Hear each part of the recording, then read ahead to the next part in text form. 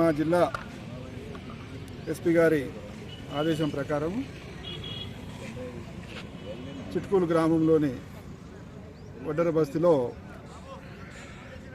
CCC programme అంటే community contact programme, దీన్నే కార్డినెన్స్ search కూడా అంటారు. దీనిలో భాగంగా మొత్తం ఒక 100 మంది కానిస్టేబుళ్ళు, ఒక 20 మంది ఎస్ఐలు, ఒక 8 మంది ఇన్స్పెక్టర్లతో కలిసి ఈ కాలనీని చెక్ చేయడం జరిగింది. దాని ముఖ్య ఉద్దేశం ఏంటంటే నేరాలను అదుపు చేయడం కోసమని. దానిలో చెక్ చేస్తే ఒక 70 మోటార్ సైకిళ్ళు,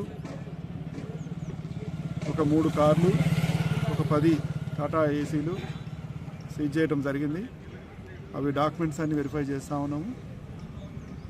అవి వెహికల్స్ ఎవరన్నా దొంగతనం చేసుకొచ్చి ఇక్కడ అమ్మిరా, లేకపోతే ఇంకా ఏమన్నా వైలేషన్స్ ఉన్నాయని చెక్ చేసి దాని మీద యాక్షన్ తీసుకుంటాం.